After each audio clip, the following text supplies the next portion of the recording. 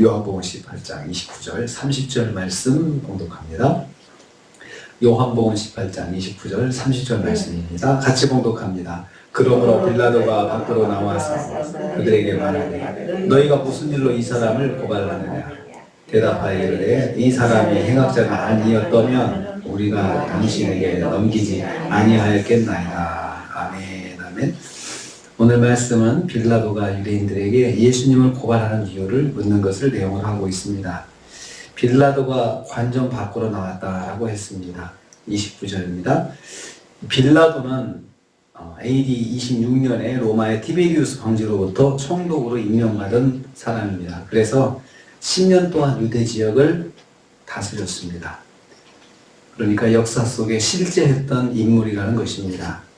유다와 사마리아와 이두메 지역을 통치했습니다. 예수님의 십자가 사건이 역사적으로 실제 했던 사건임을 알 수 있습니다.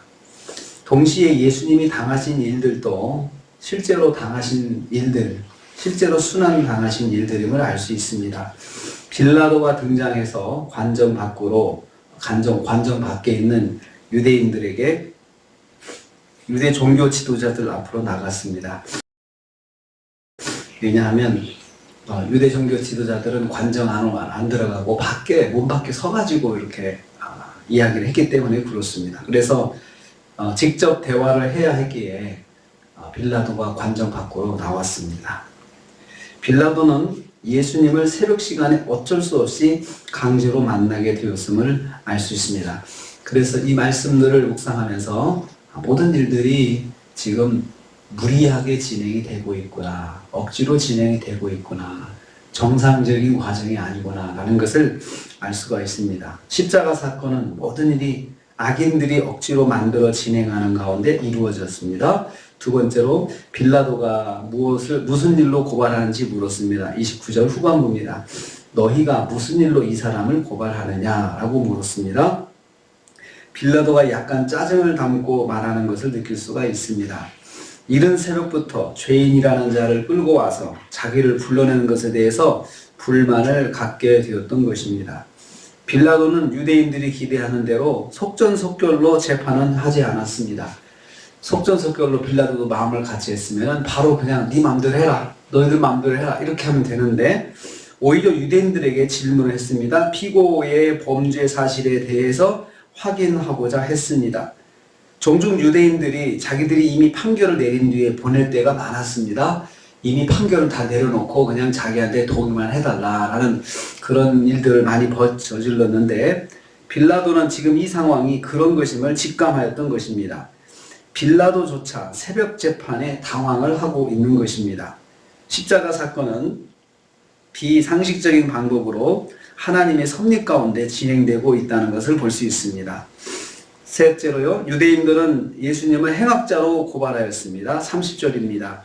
만일 이 사람이 행악자가 아니었다면 이렇게 말을 했습니다. 예수님을 이 두 가지 표현을 쓰고 있는데 예수님에 대해서 이 사람이다, 이 사람이다. 예수님을 경멸하는 표현입니다. 그리고 행악자다. 행악자라는 말은 범죄자라는 뜻입니다. 예수님이 무슨 죄를 범하였는지 말하지는 않고 단지 범죄자라고만 소개를 했습니다. 예수님이 범죄자라는 점도 유대인들의 입장에서 범죄자일 뿐 로마법에서는 그 범죄자가 아니었습니다. 유대인들 입장에서 예수님이 하나님의 아들이라고 말한 것은 로마법에 적용되는 죄목이 아니었습니다. 단순히 행악자라고 해서 로마에 대한 그 반역의 뉘앙스, 이 사람은 이 로마에 지속적으로 이 반역적인 행동을 한 사람이다라는 그 뉘앙스를 느끼게 빌라도에게 그렇게 느끼도록 표현을 그렇게 사용한 것입니다. 무죄한 예수님은 행악자라는 죄목으로 빌라도 법정에 서게 되셨습니다. 아무것도 행한 것도 없으시고 선한 일만 하시고 그리고 또 하나님의 말씀을 전하시고 했던 것을 종교 지도자들이 그것을 믿게 보고 그리고 행악자라고 그렇게 범죄를 뒤집어 씌워서 빌라도의 법정에 서게 된 것입니다. 모든 것이 비정상적이고 그리고 억지로 무리하게 진행되고 있습니다. 저는 이 말씀을 보면서 잠언의 말씀을 한 말씀이 생각이 났습니다. 사람이 자기 마음으로 계획할지라도 그 걸음을 인도하시는 여호와시니라. 사람들이 억지로 만들어가지만 모든 것이 하나님의 계획과 섭리 가운데 있다는 것입니다. 그래서 오늘 또 우리가 이 말씀을 통해서 우리의 모든 것들이 하나님의 계획과 섭리 가운데 있다. 행여나 나에게 고통스럽고 힘든 일이 있다 하더라도 그것도 하나님의 섭리 가운데 있다라는 것을 우리는 꼭 기억하기를 원합니다. 그래서 그 모든 일들 속에서 하나님의 뜻을 물어야 됩니다. 주님의 뜻을 묻고 주님의 음성을 들어야겠습니다. 오늘 하루를 시작합니다. 하루가 하나님의 뜻과 섭리 가운데 있다는 것을 기억하시고 범사에 하나님 의지하시면서 승리하시는 하루가 되시기를 주님의 이름으로 축복합니다. 주님 감사합니다. 무슨 일로 이 사람을 고발하느냐.